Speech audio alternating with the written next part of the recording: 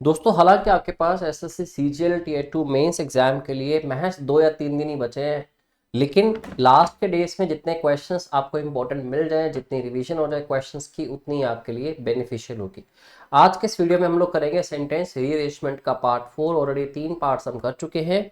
Part 3 में आपने देखा, पार्ट 3 के अंदर भी हमने ऐसे क्वेश्चंस किए जो डिफिकल्ट लेवल के थे, जिसमें S1 S6 सेंटेंसेस 2 गिवन थे। ठीक है, और उसी चीज को, उसी पैटर्न को कंटिन्यू करते हैं और देखते हैं कुछ अगले क्वेश्चंस।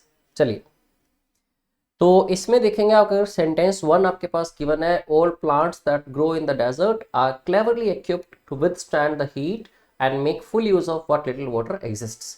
तो जितने भी प्लांट्स हैं जो ग्रो करते हैं डेजर्ट्स के अंदर, वो बहुत अच्छे से इक्विप्ड होते हैं इस चीज के लिए, मतलब रेसिलियंट होते हैं कि वो झेल पाए किसको, हीट को, और जितना थोड़ा सा पानी वहां एग्जिस्ट करता है उसको फुल यूज उसका कर सके, उसको अच्छी तरह यूज में ला सके। अब इसके बाद आपको देखना है कि फर्स्ट सेंटेंस क्या होगा, विच मीन्स सेंटेंस 2 क्या होगा। ठीक है, सेंटेंस 1 गिवन है, तो सेंटेंस 2 क्या होगा आपकी सीक्वेंस का। अब दोस्तों, क्योंकि इसमें बात हुई है जितने भी प्लांट्स हैं वो क्लेवरली इक्विप्ड होते हैं, ठीक है, हीट को झेलने के लिए और थोड़ा सा पानी जो एग्जिस्ट करता है उसको यूज करने के लिए। However, there are occasional showers, but much of the water runs off swiftly instead of sinking into the ground. अब दोस्तों इसमें there are occasional showers की बात हुई, however आगे लगा है, that means इससे पहले कहीं ना कहीं सूखा पड़ने की या बारिश ना होने की बात हुई होगी, क्योंकि however लगने से कॉन्ट्राडिक्शन होती है।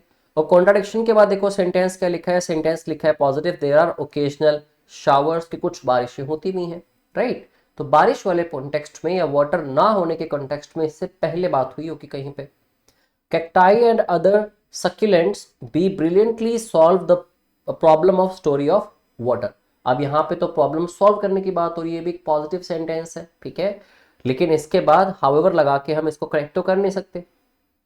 Instead of leaves they have extensive root system.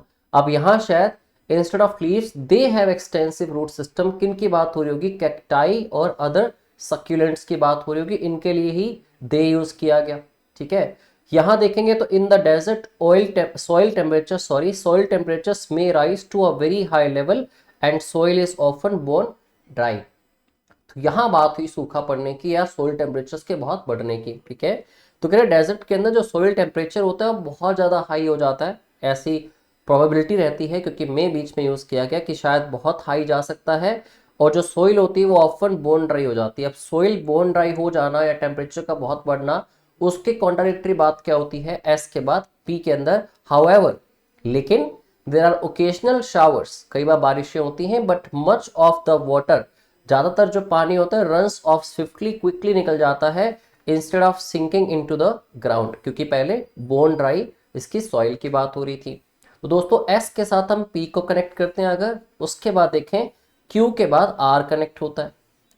अब क्यू की बात इनिशियली कहां से होती है, यहां पे बात किसकी हुई थी, with stand the heat and make full of water little what little water exist. तो बात स्टार्ट कहां से होनी चाहिए, एस से या क्यू से, आपको डिसाइड करना है। तो एस पी का पेयर श्योर है, एस और पी से ही बात आपकी स्टार्ट हो सकती है। अगर एस और पी के हिसाब से देखें आप, तो एस पी क्यू आर आपका ऑप्शन ए के अंदर आंसर पड़ा है। तो इस सीक्वेंस में दो डायरेक्ट पेयर्स बन रहे थे। अब वो दो पेयर जब बनते हैं तो आपको देखना यह था कि क्यू आर का पेयर पहले आए, एस पी बाद में आए, या एस पी पहले आए और क्यू आर बाद में आए। तो दोस्तों यहाँ पे इनिशियल जो बिगिनिंग थी सेंटेंस 1 के हिसाब से आपको एस चूज करना था, और एस के साथ पी फिक्स था, उस पर क्यू के साथ आर फिक्स था। तो ऑप्शन ए आपका करेक्ट आंसर आ जाता है। ठीक है, चलिए तो अगला क्वेश्चन करते हैं। The physician must be extremely cautious, कि कहते हैं कि फिजिशियन को बहुत कॉशियस होना चाहिए। ठीक है, क्यों होना चाहिए। अब यहां पे देखें, अगर लिखा है even a slight misjudgement में result in a permanent affliction और इवन डेथ। ठीक है, एफ्लिक्शन क्या होती है दोस्तों, कोई भी सॉर्ट ऑफ डिसीज, कोई बड़ी बीमारी हो सकती है। ठीक है, एक बहुत बड़ा इंपैक्ट हो सकता है हेल्थ पे। अब यहां लिखा है he must be cautious in his diagnosis and in his treatment of the patient's malady. Malady क्या होती है, डिसीज होती है, कोई भी एक सीरियस इलनेस। अब यहां दोस्तों अगर पहले सेंटेंस में बात हुई कि फिजिशियन को कॉशियस होना चाहिए, तो वो कॉशियस किस चीजों के लिए होना चाहिए, उसकी डिटेल क्यू के अंदर गिवन है। दैट मीन्स क्यू जो है मेरा सेंटेंस 2 बन सकता है, right. He must be cautious, cautious के साथ कॉशियस वर्ड रिलेट किया गया, उसकी डिटेल दी गई आगे। कॉशियस डायग्नोसिस में होना चाहिए ताकि ट्रीटमेंट के टाइम पे पेशेंट की जो मैलेडी है, पेशेंट की जो सीरियस इलनेस है उस पर काम कर सके वो। अब this is why doctors carry malpractice insurance, this is not being mercenary. ठीक है, अब दोस्तों क्यू के बाद पी के अंदर डिटेल गिवन है कि उसको कॉशियस होना क्यों चाहिए, कॉशियस क्यों होना चाहिए उसको, केवल एक स्लाइट मिस जजमेंट भी उसकी अगर होगी तो उसका रिजल्ट निकल सकता है एक परमानेंट एफ्लिक्शन, एक परमानेंट डिसीज बन जाएगी उसकी बॉडी में, बहुत बड़ा इंपैक्ट क्रिएट हो जाएगा या फिर डेथ भी हो सकती है। तो क्यू के बाद पी को कनेक्ट किया गया, दैट मीन्स क्यू और पी का साफ साफ एक पेयर बनता है। अब क्योंकि ऐसा हो सकता है तो कहते हैं दिस इज वाई, इसी रीजन की वजह से डॉक्टर्स कैरी करते हैं एक malpractice insurance, so that if they do make a mistake, अगर वो गलती करें, पीछे मिस्टेक की मिसजजमेंट की बात हुई, तो they do not have to pay the patient out of their pockets, ताकि उनको पेशेंट को अपनी जेब से ना देना पड़े, ताकि उनसे गलती हो भी जाए कोई, ठीक है, तो इसके इंश्योरेंस लेके रखते हैं।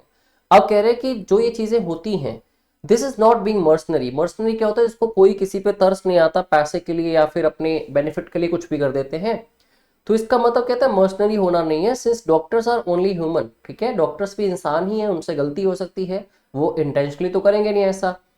एंड एज अ पोएट से टू एयर इज ह्यूमन, जो इंसान होता है वो गलतियों का पुतला होता है, टू फॉरगिव डिवाइन। ठीक है, तो फिर उस हिसाब से आर के साथ क्या कनेक्ट होना चाहिए, हमारा एस सेंटेंस कनेक्ट होना चाहिए। अगर मैं सीक्वेंस के हिसाब से काम करता हूँ तो क्यूपी पहले आ रहा है, आर एस का पेयर बाद में आ रहा है, अगेन दो पेयर इजिली बन जाते हैं और आंसर आ जाता है आपका ऑप्शन सी। अब जैसे देखो ये बात खत्म हुई, to err is human, to forgive divine, साथ में कह दिया नो वन इज परफेक्ट, कोई परफेक्ट नहीं होता, तो उस हिसाब से S6 भी डेफिनेटली करेक्ट यहाँ पे अलाइन हो रहा है, राइट। तो क्वेश्चन करना आसान था, पेयर बनाने पे आपको काम करना पड़ेगा। ठीक है, अगला क्वेश्चन देखिए, April 14 वॉज गुड फ्राइडे। ठीक है, दे अराइव लेट, चलो S6 तो बाद में बात करते हैं इसकी। तो April 14 वॉज गुड फ्राइडे। ठीक है, theatres for example were open as usual, it was not observed in the United States with the same general suspension of worldly activities as in Europe. It was not observed, it मतलब क्या, P के बाद तो Q नहीं हो सकता क्योंकि P में तो थिएटर्स की बात हुई है। His wife किसकी, पहले पर्सन की बात होनी चाहिए, तो यहाँ बात हुई है Lincoln decided that he would attend Ford's Theater in Washington that night to see a humorous piece। ठीक है, इतना पता है कि S के साथ अब R कनेक्ट कर सकते हैं क्योंकि उसके बाद लिखा है कि उसकी जो वाइफ थी, his wife and some friends accompanied him। तो एक बार चेक करते हैं कि S और R का पेयर कहीं पे अवेलेबल है, क्योंकि देखो R के पास सेंटेंस 6 में क्या लिखा है, दे अराइव्ड, वो सारे लोग इकट्ठे हो गए, they arrived late, were given an ovation. तो एस आर का पेयर कहीं पे है जो लास्ट में जा रहा हूं, एस आर यहाँ पे आ रहा है जो लास्ट में जा रहा है। ठीक है, एस आर, इट मीन्स पहले क्या होना चाहिए, क्यू और पी होना चाहिए। अब क्यू पहले आता है, इट वॉज नॉट ऑब्जर्व मतलब गुड फ्राइडे। ठीक है, तो गुड फ्राइडे की बात हुई तो क्यू के अंदर इट लिख के उन्होंने गुड फ्राइडे की बात करी।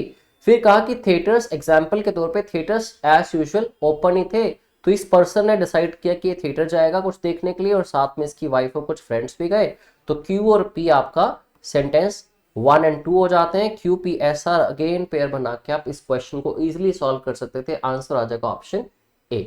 ठीक है, क्योंकि आप देखें अगर तो ये आपको श्योर होता है कि आर लास्ट ही होना चाहिए। अब आर लास्ट होना चाहिए, अगर मान लो क्यू के लिए आप श्योर नहीं भी हो कि फर्स्ट होगा, आर लास्ट होना चाहिए। आर या लास्ट यहाँ पे है, आर लास्ट यहाँ पे है, और यहाँ पे क्यू फर्स्ट है, यहाँ पे भी क्यू फर्स्ट है, लेकिन ये पी एस कह रहा है, ये क्या कह रहा है, एस पी। अब एस के बाद पी लगाना, लेकिन उसके साथ तो कुछ और लोग भी थे। ठीक है, और आर कहाँ पे चला गया, इसमें आर लास्ट में चला गया, आर लास्ट में ठीक था, बट एस के बाद पी होना या पी के बाद एस होना, तो एस के बाद पी होना ये है और पी के बाद एस होना ये है। तो पहले थिएटर्स ओपन है, एक जनरल बात होगी, फिर उस थिएटर में जाने का किसी ने डिसाइड किया। ठीक है, तो उस अकॉर्डिंगली आपकी राइट सीक्वेंस बनती है क्यू पी एस और आर, ऑप्शन ए। ओके, चलिए जी नेक्स्ट क्वेश्चन करते हैं। I have long laboured under a dark suspicion that I am an idle person. ठीक है, सस्पिशन क्या होती है, किस तरह का डाउट। तो कहता है मैंने बहुत लंबा काम किया, मैंने बहुत लंबा सोचा इस बारे में कि मैं तो एक आइडल पर्सन हूँ। आइडल कौन होता है, जो लेजी सॉर्ट ऑफ पर्सन होते हैं, जो हार्डली हिलते डुलते हैं या हार्डली काम करते हैं। ठीक है, अब इसके बाद क्या बात होती है देखते हैं। तो आई हैव लॉन्ग लेबर्ड, एक पर्सन अपनी कहानी सुना रहा है, under a dark suspicion that I am an idle person. If I had chance to mention it in a conversation, I do not expect to be believed, ठीक है। तो मुझे नहीं लगता कि मुझे विश्वास किया जाएगा अगर मुझे किसी कॉन्वर्सेशन में इस बात को बताना हो। The art of defence is attack. I announce that I am idle. In fact, to prevent the idea spreading that I am an idle. It is an entirely private suspicion. अब देखो दोस्तों, यहाँ suspicion की बात हुई थी। It मतलब क्या, जो suspicion इसके अंदर है, ठीक है। तो suspicion की बात होती है तो S आपका eventually first sentence बनना चाहिए, which means S बनेगा S2, sentence 2, ठीक है। It means beginning S से होनी चाहिए। अगर बिगिनिंग एस से होनी चाहिए तो ये क्यू और पी वाला ऑप्शन निकल जाता है, आपके पास बचता है एस पी या फिर एस पी, मतलब एस के बाद पी आएगा, that we are sure of. पढ़ भी लेते हैं। तो इसने कहा it is an entirely private suspicion, उसके बाद एस के बाद पी में कहते हैं अगर मुझे चांस मिलता to mention it in a conversation I do not expect to be believed, मैं नहीं एक्सपेक्ट करता कि मुझे विश्वास किया जाएगा। फिर कहते हैं आई अनाउंस दैट, मैं अनाउंस करता हूं कि मैं आइडल हूं। In fact to prevent the idea, इस आइडिया को रोकने के लिए spreading say that I M idol, ठीक है। तो कर भी रहा हूं और अपने आइडिया को स्प्रेड होने से बचा रहा हूं। फिर कहता है the art of defence is attack. जैसे ही art of defence is attack कहते हैं तो आप अगला सेंटेंस पढ़ते हैं, अगर S6 I defend my self by attacking my self, that means Q के बाद क्या है, क्यू के बाद S6 कनेक्ट हो रहा है। इट मीन्स क्यू मेरा लास्ट सेंटेंस होगा, एस मेरा फर्स्ट सेंटेंस होगा। एस फर्स्ट होगा, क्यू लास्ट होगा, इसमें तो ऐसा है नहीं। एस फर्स्ट होगा, क्यू लास्ट होगा, डी ऑप्शन आपका करेक्ट आंसर आ जाता है। तो या तो पेयर बनाने पे काम कर लो, या फर्स्ट सेंटेंस और लास्ट सेंटेंस को फाइंड आउट कर लो, या फर्स्ट सेंटेंस फाइंड आउट कर लो अपनी ऑप्शंस को एलिमिनेट करके, जो गिवन ऑप्शंस बचती हैं उसमें देखो कौन सी पॉसिबल ऑप्शन ठीक हो सकती है। ऐसी अलग अलग स्ट्रेटेजीज को आप अडॉप्ट करके ऐसे क्वेश्चंस को इजीली सॉल्व कर सकते हो, ठीक है। चलिए तो करते हैं आज का last question. Along with 2 other officers, 2 और ऑफिसर्स के साथ, आई made a futile attempt, futile होता है कि वेस्ट अटेम्प्ट जिसका कोई फायदा ना हो। I made a futile attempt, किस लिए, to escape on December 11, December 11 एक डेट फिक्स्ड है, तो मैंने भागने की कोशिश करी, एक फ्यूटाइल अटेम्प्ट किया December 11 को। All of a sudden, one sentry turned, walked up to his comrade and began to talk to him. तो सडनली एकदम से ऐसा हो गया, पहले कुछ सिचुएशन होनी चाहिए थी। अब देखो सेंट्री कौन होता है, एक सोल्जर जिसको कहीं पे सेट किया गया, कहीं पे खड़ा किया गया है, बेसिकली ध्यान रखने के लिए, ठीक है, उसको विजिलेंस के लिए खड़ा किया गया कहीं पे। द 12th December डायरेक्टली यहाँ पे 12 दिसंबर पे आगे गया, दिसंबर को उन्होंने अटेम्प्ट किया। The 12th December was wearing away and I was becoming more despondent and desperate. दोस्तों डिस्पोंडेंट क्या होता है, जब बंदा अपनी उम्मीदें खो देता है, होपलेस हो जाता है। तो मैं डेस्परेट भी हो रहा था, मतलब अंदर चुल भी मच रही थी मेरे, और साथ में मैं डिस्पोंडेंट भी हो गया था। डिस्पोंडेंट का मतलब क्या होता है, मैं होपलेस, पूरी की पूरी आशा छोड़ चुका था। दैट मीन्स इससे पहले कुछ गलत हुआ है, तभी 12 दिसंबर तक आते आते इसके साथ ये हो गया, right. The real problem was that of climbing the wall. सही प्रॉब्लम क्या थी, वॉल पे चढ़ना।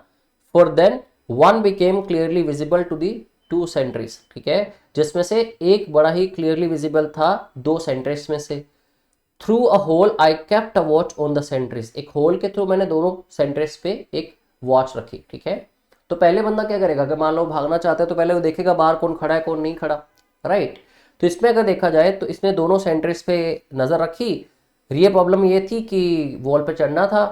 फॉर देन उसके बाद one became clearly visible to the 2 centres, ठीक है, एक दोनों सेंट्रीज को विजिबल हो गया। अब इसमें आर और एस में से आपको फर्स्ट सेंटेंस फाइंड करना है, क्योंकि 12 दिसंबर आते आते उस वो डिस्पोंडेंट हो गया, डेस्परेट हो गया, उससे पहले कुछ चीजें तो हुई होंगी। तो आर और एस में से आपका आंसर आ सकता है, ठीक है। अब देखा जाए तो आर आपका फर्स्ट सेंटेंस वैसे भी नहीं है, एस आपका फर्स्ट सेंटेंस ही रहा। तो इसने क्या किया, एक हॉल से वॉच रखा सेंट्रिस पे, उसके बाद इसने डायरेक्टली कहा पी। एस के बाद, क्योंकि देखो यहाँ पे सेंट्रिस की बात हुई, फिर कहता है कि ऑल ऑफ सडन क्या हुआ, एक सेंट्री टर्न, ठीक है, वो आया और कॉमरेड अपने कॉमरेड के पास आया और उससे बात करने लग गया।